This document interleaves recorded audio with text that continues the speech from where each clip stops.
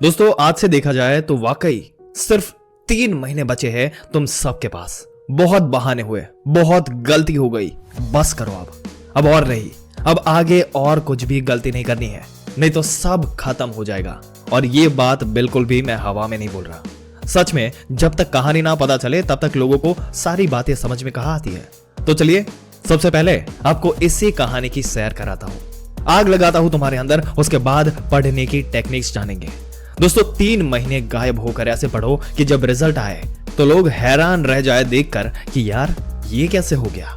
और इसके लिए आपको इस वीडियो के अंदर पढ़ने के रामबाण टेक्निक्स हम बताने वाले हैं जो आपके बचे हुए 3 महीने के अंदर फॉलो करने हैं अगर आपको एग्जाम में फोड़ना है तो। देखिए दोस्तों, पिछले 6 महीने बर्बाद किए, बहुत खराब किए, अब असली में औकात पता चल रही है। जब भी पिछले साल के क्वेश्चन पेपर्स आप देखते होंगे तो समझ नहीं आता होगा कि क्या सच में ये हमारे ही क्लास के क्वेश्चन पेपर्स है। जरा सोचो, अभी तुम्हारी आंख में खून के आंसू आ रहे हैं, तुम सोच तक नहीं पा रहे उन क्वेश्चंस को। 3 महीने बाद जब उसको सामने से फेस करना होगा, उस वक्त एकदम कहां से ऐसा जिगरा लाओगे दोस्तों। जिस दिन एग्जाम खत्म होगी उस रात अपनी आंखों में नींद कहां से लाओगे। परीक्षा के बाद जिस दिन रिजल्ट आएगा तब सुकून कहां से लाओगे। जब रिजल्ट में फेल लिखकर आएगा उस वक्त अपने माँ बाप की आंखों में दोबारा से वो विश्वास कहां से लाओगे। ताने सुनने पड़ेंगे उम्र भर। और जो लोग कहते हैं ना कि one piece of paper can not decide my future, ये वो लाइन है दोस्तों जो आपको खराब रिजल्ट देने के बाद टूटने नहीं देती, आपको हारने नहीं देती। लेकिन इस लाइन का मीनिंग लोग गलत तरीके से निकालते हैं दोस्तों। और इस तरीके से बहुत ही मॉडर्न लाइन ये अगर आपको मिल गई है तो इसका मॉडर्न सा जवाब देता हूं दोस्तों। चलो मान लेते हैं one piece of paper can not decide your future. ये बात तुम मान सकते हो, तुम्हारे वो निठल्ले दोस्त मान सकते हैं, लेकिन यार वो क्या है ना, वो कंपनीज के एचआर इस बात को नहीं मानते। वो कंपनीज जो लाखों के पैकेज देती है ना, उनको ये बात समझ में नहीं आती। वो बैंक जो क्रेडिट कार्ड देता है उसको ये बात समझ में नहीं आती। और जो बाप अपनी लड़की तुम्हें देगा ना, वो बात उसको भी समझ में नहीं आएगी।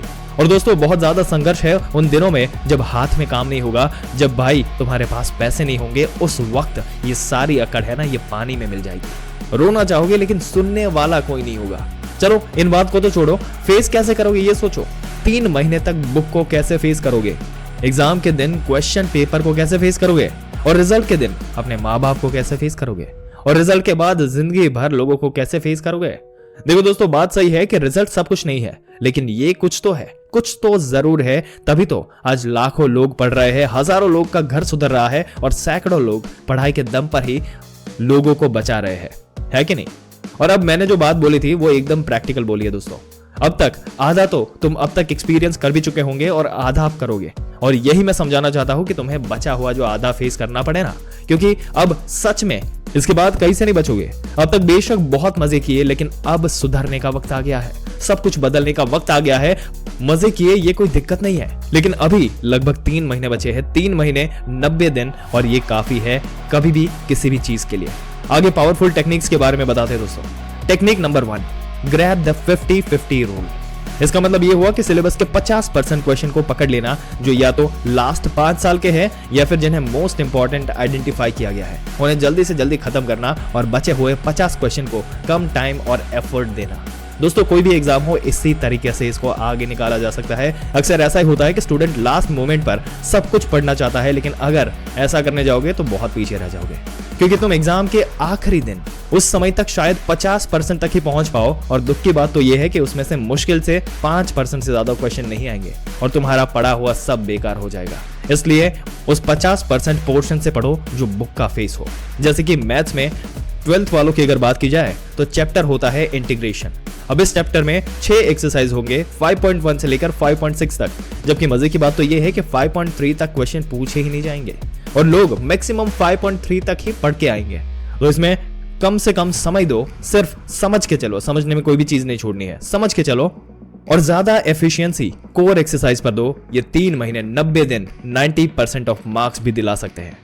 दूसरे नंबर की technique, time can kill your marks. Time बचाना सबसे इंपॉर्टेंट चीज है। बहुत सारे स्टूडेंट टैलेंटेड होने के बावजूद भी एग्जाम में अच्छा स्कोर नहीं कर पाते, क्योंकि उनका पूरा अटेम्प्ट हो ही नहीं पाता। अब तुम खुद सोच कर देखो कि 100 मार्क्स के पेपर में सिर्फ 70 का ही अटेम्प्ट कर पाए तो शायद 60 नंबर आ जाए, लेकिन अगर पूरा 100% अटेम्प्ट हुआ होता तो 85 to 90 ये नंबर आ सकता था। तो अब कम से कम समय में 80 ही मिल जाए, लेकिन स्टूडेंट प्रैक्टिस में सबसे ज्यादा अपने प्रॉब्लम सॉल्विंग कैपेसिटी पर ध्यान देते हैं और टाइम को सबसे ज्यादा इग्नोर करते हैं। और जब तक ऐसा करोगे ये बुरे तरीके से आपके मार्क्स को जो है इम्पैक्ट करेगा। इसलिए समझना जरूरी है, लर्न करना, रिवाइज करना सब सही है, लेकिन टाइम के ऊपर प्रैक्टिस करना सबसे ज्यादा जरूरी है। समय के साथ वो चीज होनी चाहिए, अदरवाइज बिना मतलब के बहुत सारे मार्क्स गवा दोगे। टेक्निक नंबर 3, इन 2 महीने में क्या करें और क्या ना करें। हर चीज पता होनी चाहिए जो हमें एग्जाम के आखिरी 2 महीने में करनी है और नहीं करनी। सबसे पहली बात करते हैं जो हमें नहीं करनी है। स्मार्टफोन्स का इस्तेमाल किसी भी दिन आधे घंटे से ज्यादा नहीं करना। कोई ट्रैवल प्लान नहीं होना चाहिए और किसी भी दिन नींद में 9 घंटे से ज्यादा और 8 घंटे से कम नहीं होनी चाहिए, वरना जितना ज्यादा याद किया सब भूल जाओगे। बाहर का कुछ भी नहीं खाना, वरना बीमार पड़ने की पॉसिबिलिटी बढ़ जाती है, जो तुम्हारे एफर्ट्स इसको बुरे तरीके से खारिज कर देगी। और सबसे इंपॉर्टेंट, इस बीच किसी भी नए स्किल को, नए फेज को एक्सपीरियंस नहीं करना, वरना फोकस पूरा का पूरा हिल जाएगा। जो याद है वो भी भूल जाओगे और तुम्हारी ओवरऑल प्रायोरिटी तुम्हारा सिलेबस होना चाहिए। ये हो गई क्या नहीं करना चाहिए उसके बारे में बात। अब बात करते हैं क्या करना चाहिए। पिछले 5 सालों के क्वेश्चन पेपर को 5 बार जरूर सॉल्व करो, आपके 70% मार्क्स तो यही कंफर्म हो जाएंगे। इस बीच एक अच्छे सर्कल को पकड़ो जिनका फोकस सिर्फ पढ़ाई है। लेक्चर बिल्कुल मिस नहीं करने और हमेशा कॉन्सेप्ट को समझ कर चलना है। नोट्स और फ्लैश कार्ड से पढ़ना है, ये तुम्हारा बहुत सारा टाइम बचाएगा। इसके बाद आते हैं टेक्निक नंबर 4 पर।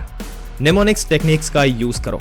बड़ी ही मस्त टेक्निक है, इसके बारे में बताने जा रहा हूं दोस्तों। यूज तो हर कोई कर सकता है, लेकिन जिन लोगों के पास बहुत ही कम ऑप्शन है, बहुत ही कम टाइम है और उनके पास टाइम में बहुत कुछ कवर करना है, उसके लिए चीज बहुत ज्यादा मायने रखेगी। तो आइए सबसे पहले समझते हैं निमोनिक्स होता क्या है। दोस्तों ये एक ऐसी टेक्निक है जो बहुत ज्यादा एफिशिएंट और यूनिक मानी जाती है।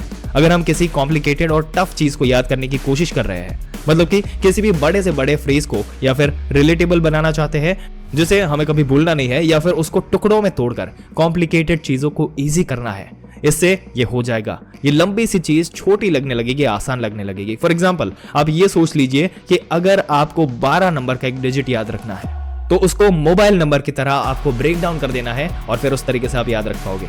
और दोस्तों यहाँ पर कुछ लोगों के मन में सवाल आएगा कि भाई हर चीज ऐसे फ्रेज बना के याद रखेंगे, इस तरीके से बना के बैठेंगे तो क्या याद रखना पड़ेगा, मतलब पूरा ही रट्टा पट्टी हो जाएगी।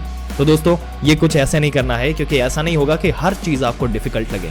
एजुकेशनल बोर्ड भी 20% तक ही मैक्सिमम सिलेबस में टफ चीजें डालती है और उनमें भी ऐसा होगा कि शायद याद करना मुश्किल होता रहेगा कुछ चीजों को, और बाकी सारी चीजें आप क्लास वगैरह में, सिलेबस वगैरह में सब जगह पे पढ़ लोगे। केवल इस टेक्निक का इस्तेमाल करके आप जो हार्डेस्ट चीज है उसको इजीली ग्रैब कर पाओगे। दोस्तों आपके क्या विचार है, जिस तरीके से आपके 90 दिन आपके पास बचे हैं, किस तरीके से आप इसको यूटिलाइज करना चाहेंगे? अपने विचार नीचे कमेंट सेक्शन में कमेंट करके बताइएगा। अगर इस वीडियो से कुछ जानने को मिला, कुछ सीखने को मिला, तो अपने दोस्तों के साथ शेयर करें जिनको इसकी सख्त जरूरत है, जिनको 90 दिन में ये चीज प्रिपेयर करनी है। और ऐसे ही videos, learning based videos, motivational videos पाते रहने के लिए हमारी चैनल को सब्सक्राइब करके बेल आइकन जरूर से दबा दीजिएगा।